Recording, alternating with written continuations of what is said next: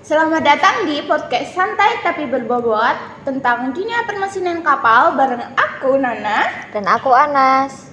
Oke, di episode kali ini kita bakal ngobrolin apa sih Nas? Di episode kali ini kita akan mengobrol seputar salah satu komponen kapal, yaitu steering tube. Ya. Nah, mungkin bagi orang awam ini belum mengenal ya apa itu steering tube dan kenapa kok istilahnya steering tube. Jadi mungkin orang-orang yang sudah berkesinambungan di dunia perkapalan mungkin sudah lebih paham mengenai istilah steering tube ini. Jadi steering tube ini salah satu mungkin bisa disebut pipa yang berada di belakang kapal. Nah, kalau pipa ini rusak, itu dia itu bisa sangat berbahaya sekali kerusakannya untuk kapal. Ya benar sih, steering tube itu biasanya terletak di bagian belakang kapal atau biasanya juga disebut buritan kapal. Kalau rusak memang imbasnya bisa mencemari laut, kemudian mencemari lingkungan. Kapal tiba-tiba bisa black out gitu sih.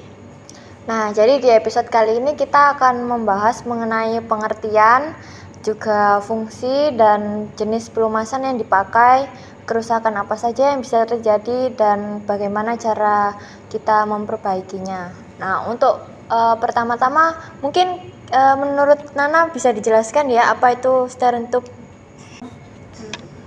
Kalau menurutku, steering tube itu tabung berongga yang digunakan untuk melindungi poros dan penghubung antara mesin kapal dengan propeller sih menurutku.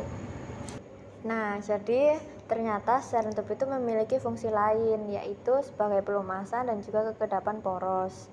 Nah, makanya steering tube ini menekan tekanan air laut agar tidak masuk ke dalam poros ataupun ke dalam mesin utama. Nah, poros itu kan muter terus ya kalau mesin nyala. Makanya kalau nggak ada steering tube itu air laut bisa langsung masuk ke poros, akhirnya bisa terjadi korosi atau berkarat. Akhirnya apa? Akhirnya bisa terjadi kebocoran. Makanya steering tube itu dilengkapi dengan seal, bearing, dan sistem pelumasannya. Supaya poros itu tetap stabil dan bebas dari kerusakan. Oh, ternyata steering tube itu bukan hanya tabung kosong ya. Ternyata banyak juga komponen-komponen dan fungsinya. Iya, kan tadi saya sudah menyebutkan kan kalau steering tube itu ada bearing atau bantalan poros yang fungsinya untuk menahan atau menopang poros agar tetap sejajar. Kemudian seal itu atau yang disebut juga dengan penyekat yang biasanya digunakan menahan agar air itu tidak masuk ke dalam poros. Kemudian ada sistem pelumasan yang biasanya itu digunakan untuk melumasi dan mendinginkan poros agar poros itu tidak cepat aus atau overheat.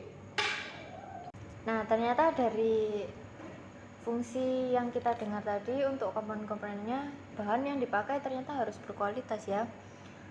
Setahu saya waktu kerja praktek itu untuk bahan-bahan yang digunakan itu seperti contohnya bearing itu dari bronze atau white metals atau mungkin bahan yang tahan korosi akibat air laut. Kemudian untuk sealnya mungkin bisa menggunakan bahan dari elastomer ataupun mechanical seal, jadi tergantung dari desainnya.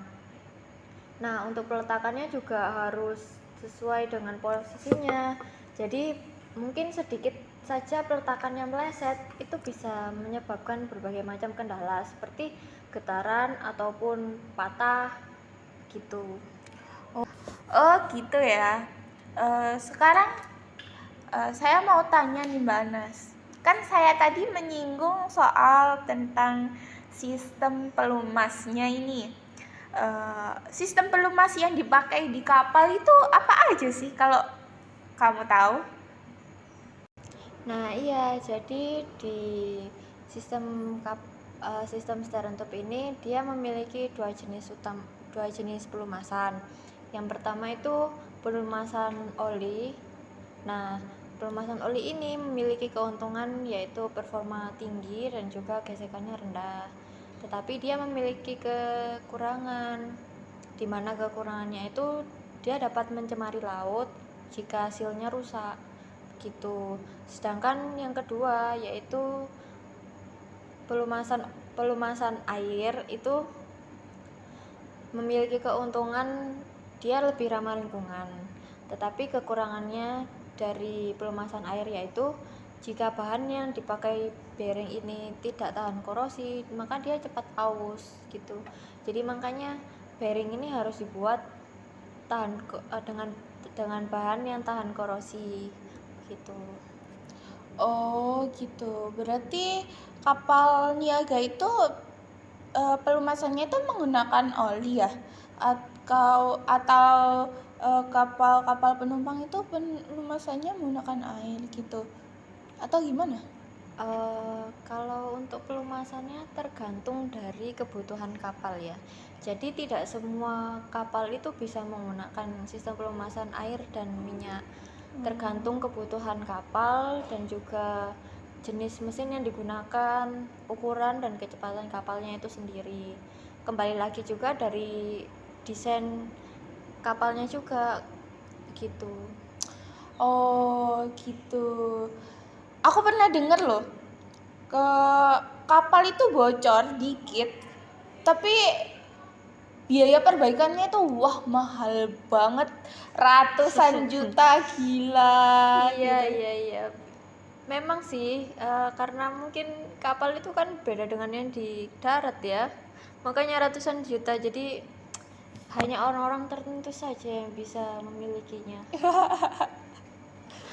Nah, jadi kita perlu tahu kerusakan apa saja yang bisa terjadi di steering tube.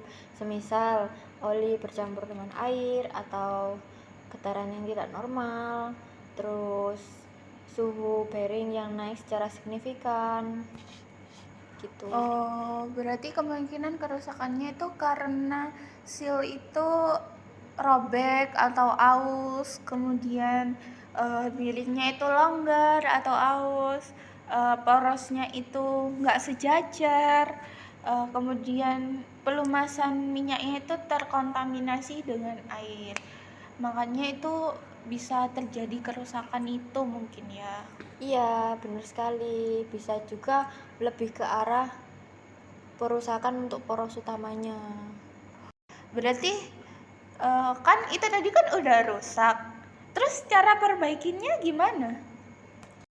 Nah, untuk perbaikannya itu bisa dimulai dari pelepasan baling-baling dari poros dulu, kemudian melepas lama kalau itu sudah tidak layak pakai, dengan ganti dengan yang baru gitu. Oh, berarti pemasangan seal itu harus perlu ekstra hati-hati ya. Iya benar, harus hati-hati. Makanya itu setelah dilakukan pemasangan harus ada uji kebocorannya juga. Nah, mungkin dari cara-cara perawatan yang udah aku sebutin, apa bisa disebutin, menurutmu bisa disebutin lagi nggak selain cara-cara yang aku sebutin tadi? Ya, mungkin kita harus selalu mengecek pelumasan steering tube-nya, kemudian memantau suhu bearingnya agar tidak overheat, kemudian monitoring vibrasinya, kemudian selalu selalu rutin docking sesuai dengan annual survey, intermediate survey, dan special survey. Nah, iya, sekarang kan zaman kan jadi lebih modern. Jadi ada beberapa kapal tuh yang sudah memakai sensor sebagai pengecekan untuk suhu.